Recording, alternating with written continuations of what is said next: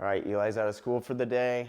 I've got a break. We're gonna do an impromptu workout, kind of circuit for wrestling. You can do this for any kid in their sport. Testing out the other mic with Eli. Woo! And it's working. All right, so we're just gonna do an impromptu workout real quick, circuit. This one's set up for wrestling, but you could do this with about anything. So here we go. Ready, Eli? Yep.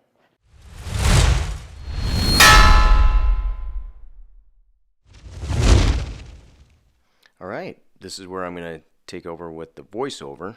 It's a little harder to hear what's going on and keep the sound out, so I'm going to just do voiceover the rest.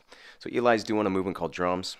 You want to use your legs a little bit, and he is. It's a good one for hand fighting. Now he's going to do hip ice, which I did, so we're alternating here. Now I'm doing drums, which is great for hand fighting, getting wrist control, working on that, especially from the neutral position. So the next exercise that Eli's going to do is called waves. Waves are really good for snap downs, right? Real quick ones. Okay, we'll come up with a bigger one later on where you're snapping really, really hard. But right now, these are like quick snaps, maybe getting, just before you shoot a double or some really quick motion. And we're alternating that with pull-ups. So Eli's going to go ahead and jump up there, get as many as he can. So if you want to get a little bit more, and you're young like Eli, you could always put like a reverse band on your feet and help you pull up at the top. But he does a pretty good job. So this is really hard too because we're getting really, really fatigued from going back and forth doing exercises, consecutively. So there's a little bit of breaks when I'm changing stuff up or setting up the timer. But we're going back and forth. Now he's doing a motion called snakes. Okay, moving back and forth, working those hips, really quick motions. Works really, really well actually on a sprawl, like if you're changing your position really quickly, being strong there, but also, moving wrists out of the way, maybe stepping out to the side and taking a shot from there. So this one's called snakes, and it's a side-to-side lateral movement that he's doing. So now I believe I'm going to do snakes. Eli's doing push-ups. So ripping them out, trying to keep moving as he's doing push-ups, tucking in, making sure he's covering his shoulder, keeping that healthy. You always want to have good form too. If you guys doing head bobs on push-ups, guys, teach them how to do it right. Don't do 1,000 reps of crappy form of anything. That's just dumb. Anyway, that was my little rant. Hanging leg raises here. That's what I'm doing. I like it for grip. I think you get more hip flexion in, and it's more functional and useful than just doing a bunch of crunches. So if you just do crunches all the time, or you see wrestlers doing crunches all the time, throw some people on the pull-up bar. Have them do hanging leg raises like this. It's going to strengthen their grip endurance. It's going to work on their hip flexors. Can help them sit out a little bit better. What I'm doing there is called whip overs. That is a really good, snap people out of the way, go around. That's called whip overs, and it's really good rotational motion that you really work with your hips. Right now, Eli's doing ins, so think of wax on. Like, Karate Kid, you're waxing on right now. So hands are going from outside to inside, snapping down. And it looks like we're back to hip ice for the exercise we're not doing while we're doing battling ropes. So Eli's going to do hip ice, sit-outs, and I'm doing ins, so wax on. So you're taking it from the outside, working in. And you can see how I'm using my legs, too, at the same time. It's not just all upper body, guys. Use your legs. Learn how to coordinate your lower body and upper body. Don't become a robot. Learn how to be functional. So you can still get jacked. You should get as jacked as you can naturally. But don't, get too stiff and rigid just because your motions are off. Now he's doing outs. So this is wax on, guys. So you're starting with your hands in, going out, snapping out. So ins and outs, they're really good for pummeling, working in, good position, whether you want inside tie, outside tie, you want the elbows. That's what this stuff is for. And so when you're doing these exercises for specific sports, like how does this apply to something I would do? And if you look at a lot of the battling rope motions, the fact that the way you're gripping it and moving your body, some of these are incredibly functional. And if you're looking to implement anything, buy a battling rope. This battling rope probably costs $100, maybe $150 at the most. And it's a big one. It's a really good one. $150. Find some space. I don't care if it's outside, whatever. Get a really thick one if you don't have as much length like there. Like we have basically 25 feet that we can do here, or 30 feet. So we have plenty of space. They make thicker, heavier ones if you need that. So Eli's doing a motion called claps. It's kind of like a standing fly. You bring your hands really far outside and slamming them in together. Okay.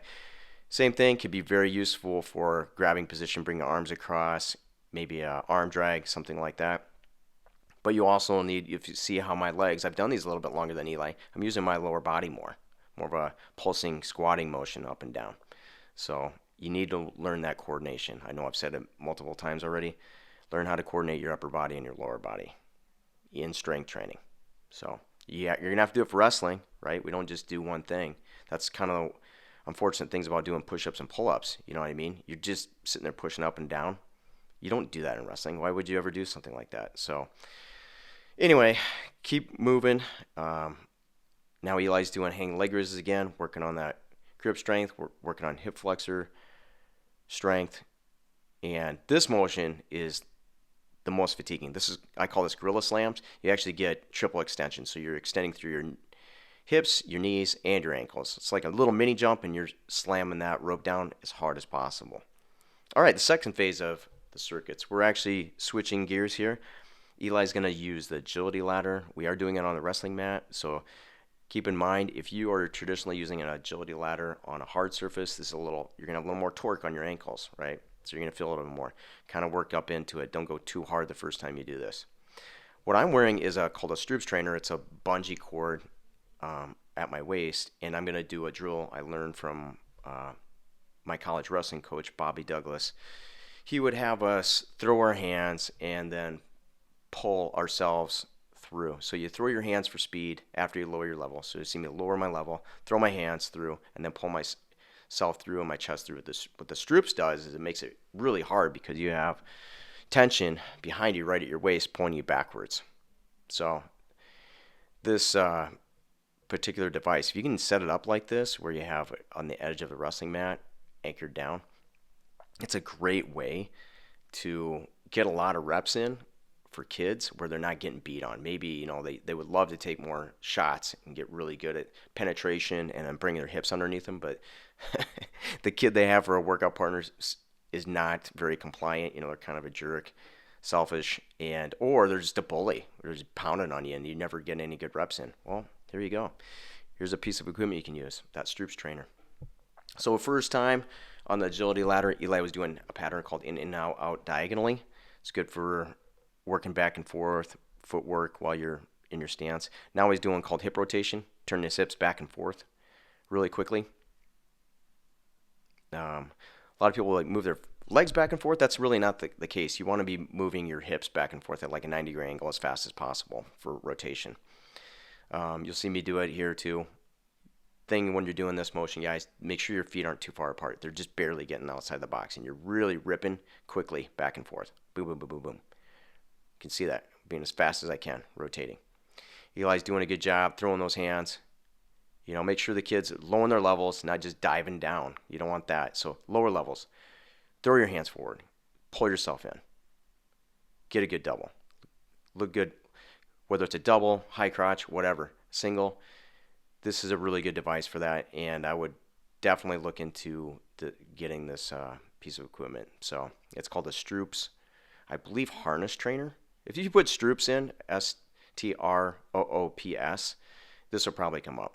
I can't even remember where I got it, maybe Amazon, but it's a cool device. Now I'm changing up my feet, lead foot change up, so I can develop that a little bit.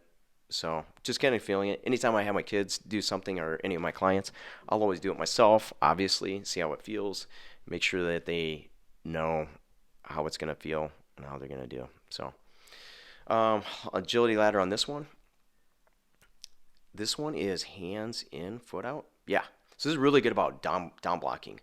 And this isn't one I use exclusively for wrestling too. It's really, really good for like running back or receiver.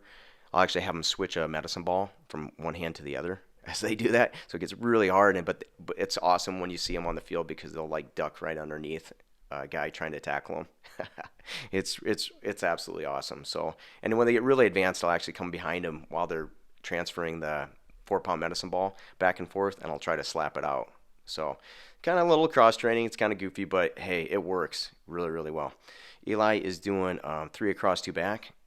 Okay, so this is really good about lateral direction, changing it up, getting used to it, and well, that's about it, guys. So that was it for the training session. Eli had enough, and if you guys learned anything, I hope you did. And any comments you have, put it down in the section below. Take care, guys. Hope you learned something.